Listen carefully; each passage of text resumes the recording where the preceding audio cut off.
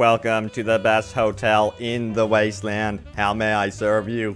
See, now that's how I think they should sound.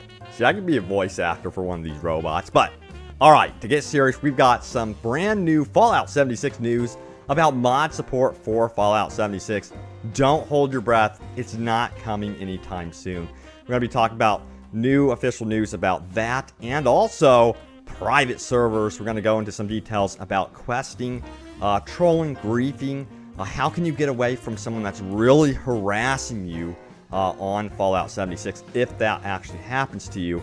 And we're going to go over, you better believe it, your top comments. So don't forget to leave a comment down below, because yes, it could end up in a future video, so look out for that. But yeah, welcome back, my fellow Vault Dwellers and Wasteland Wanderers, to open world games. Let's do this, shall we?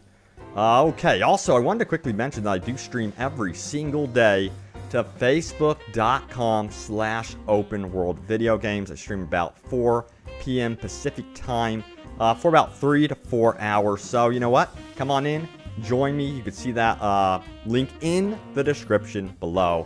Alright, let's talk about mod support and much more in Fallout 76. So there was a brand new article that's going to be in the description below. It's a new interview with Pete Hines from Bethesda.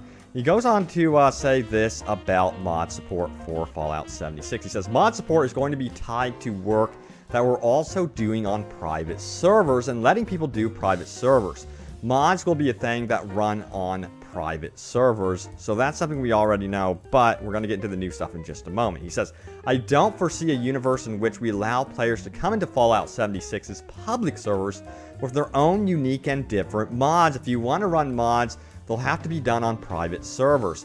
You'll be deciding what sort of mods you're including and running, and everyone playing on that server is playing with those mods. Now that sounds to me like a lot of fun, so I'm really looking forward to it, but it's not coming anytime soon. He goes on to say this, now this is what the article says. It says, mods aren't coming to Fallout 76 at launch. However, Hines cautioned that mods may not be supported in Fallout 76 until November 2019 at the soonest. He says, it's going to be a lot of work, but mods and private servers are definitely coming. Wow, so a long wait there, it seems, until we get mod support. Now, I'm going to talk about this a little bit more here, in my opinion about it. I think that, of course, Bethesda, they're going to focus on their own content. They're offering the extended post-launch support for this game. All the DLC is going to be free because of the microtransaction system, which is for cosmetics. They're tied into the atoms in the game and stuff like that. I can talk about that in just a moment. But yeah, I'm wanting them to really focus on the launch of the game, ironing out any issues with, we've seen frame rate issues, we've seen what appears to be lag in the game.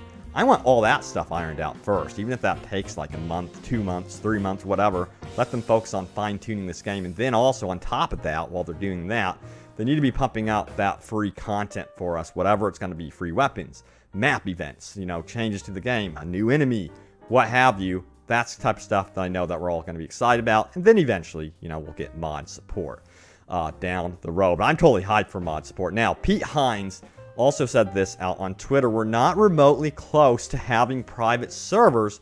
So what they are and how they work will have to come later. So yeah, they're not even focused on that at all. It sounds like they're really going to be focused on, what they've already built. Let me know if this bothers you. If it doesn't bother you, post a comment down below. Again, it could end up in a future video. But for me, what is here currently looks to be like a pretty dang good start, in my opinion. This looks really nice. Of course, again, you are seeing those frame rate problems and the frame rate dips and stuff like that. I hate frame rate problems. I'm just going to say it.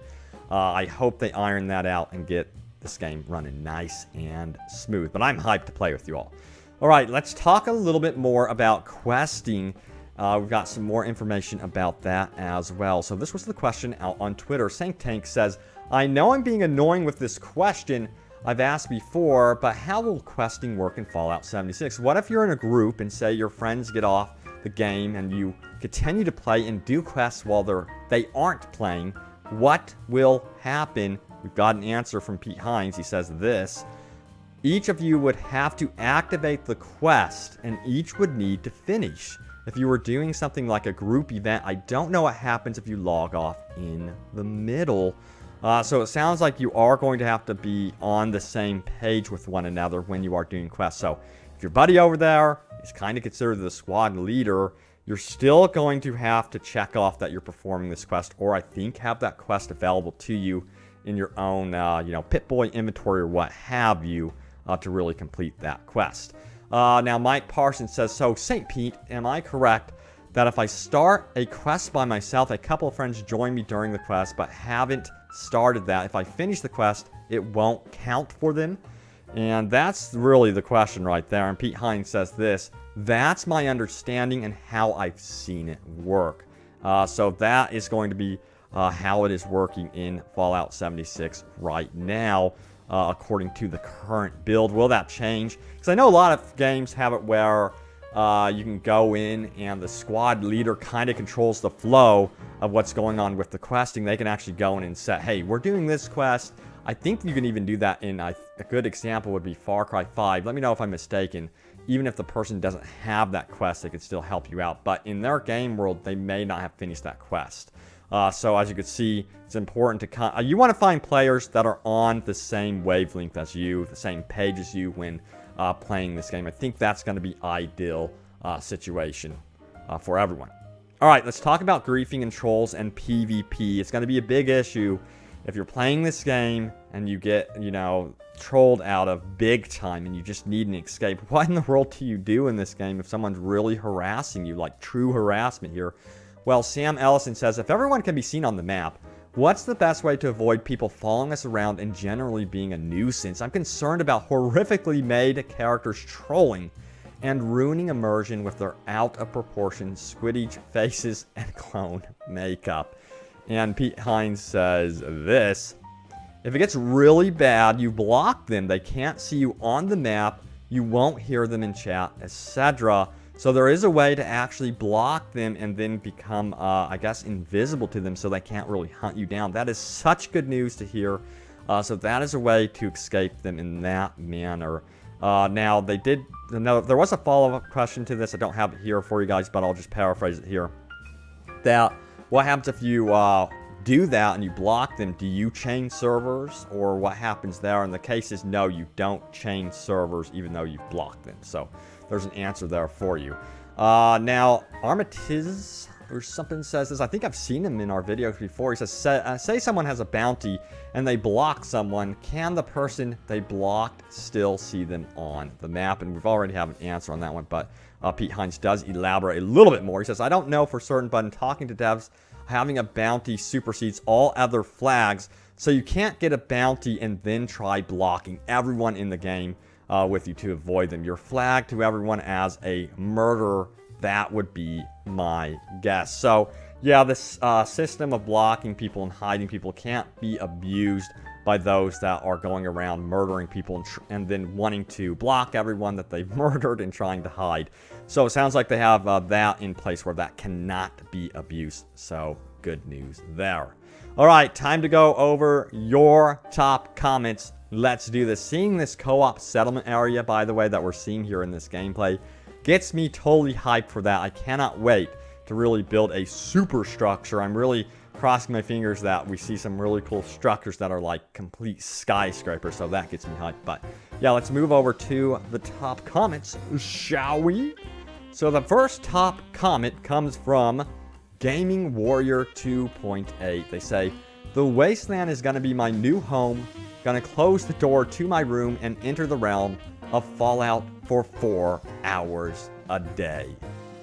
What about like 10 hours, man? 4 hours? You're not pushing it hard enough.